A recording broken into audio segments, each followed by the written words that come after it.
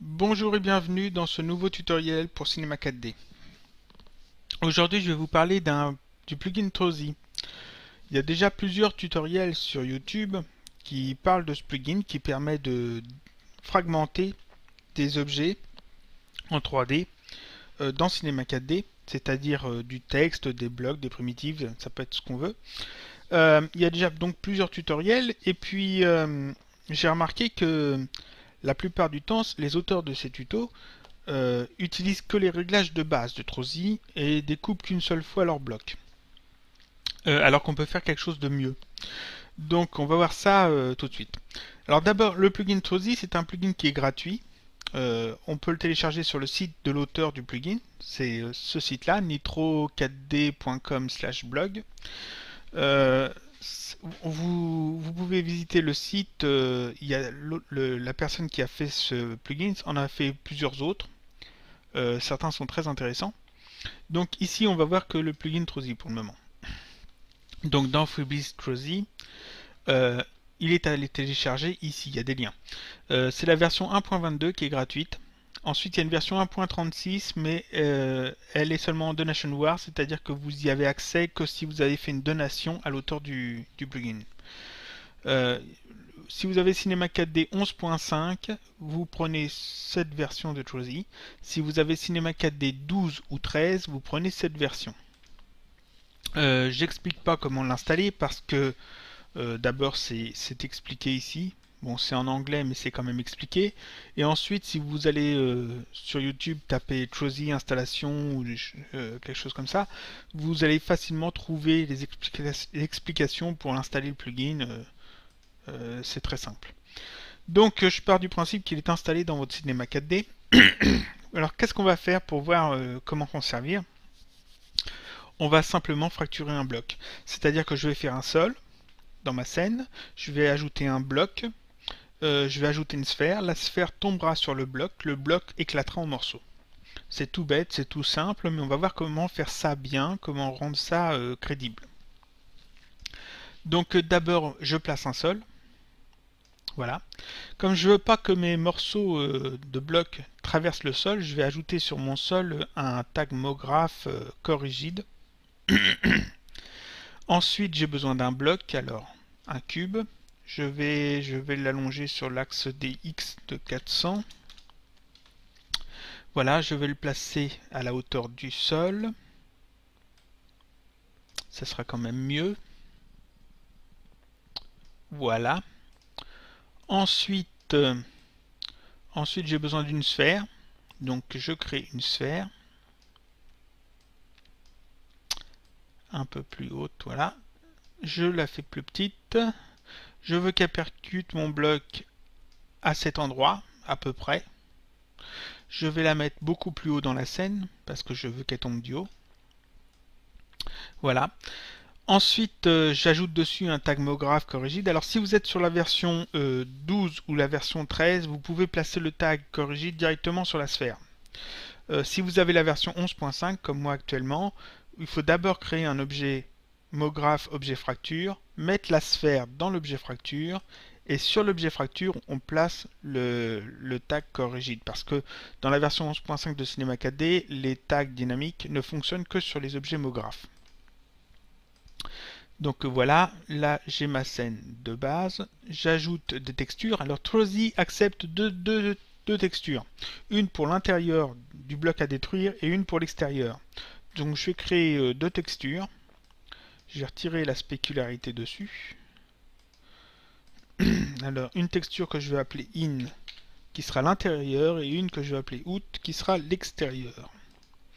Alors à l'intérieur on va mettre du orange.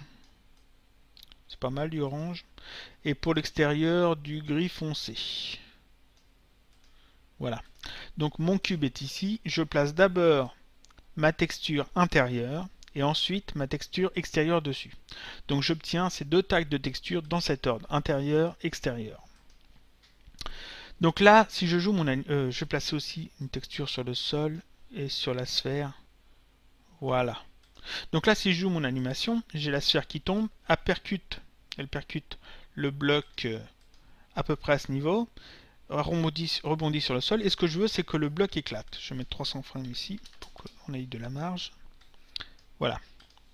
Donc je veux que le bloc éclate à ce moment, au moment où la sphère percute le bloc. Et je veux que ça soit quand même assez crédible. Donc je sélectionne mon bloc, je vais plugin Trozy, et donc la plupart des tutoriels que j'ai vus, les auteurs de tutos mettent ici le nombre de pièces, par exemple 10, break no, et on obtient ceci. Alors, je vais mettre ici une sur collision, pour qu'on voit ce que ça donne. Je vais fermer ça. Donc là, la sphère tombe, percute le bloc se casse, les morceaux partent dans tous les sens. Ça, c'est l'effet de base. C'est pas crédible. Franchement, c'est pas crédible.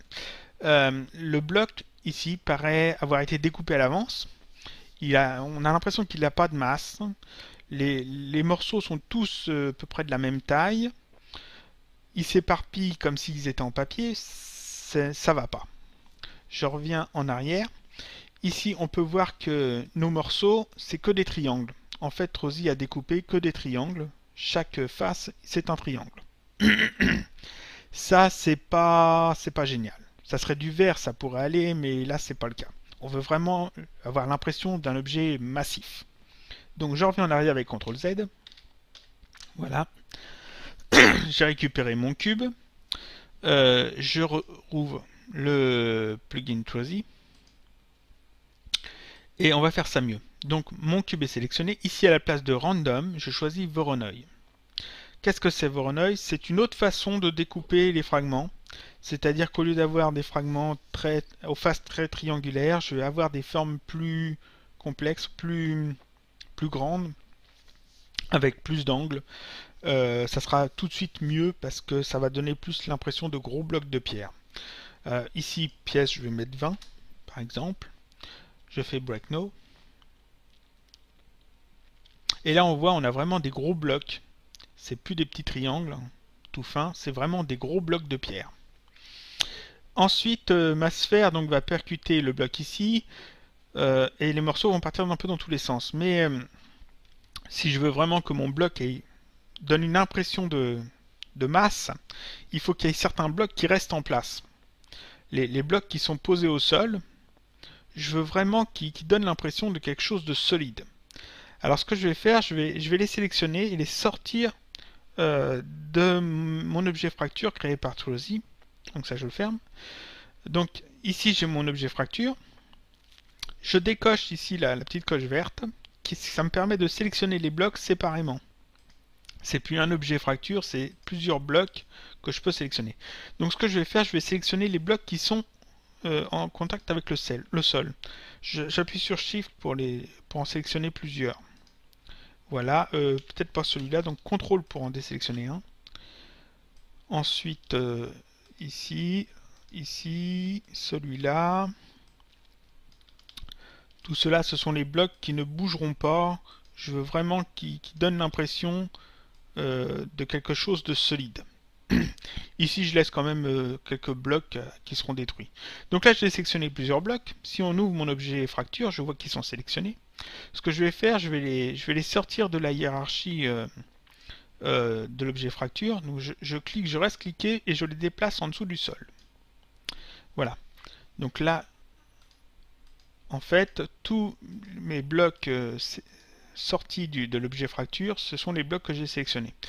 Mais par contre, comme ils ne sont plus affectés maintenant par la dynamique MoGraph, il faut pas que mes morceaux qui vont voler en éclats puissent les traverser.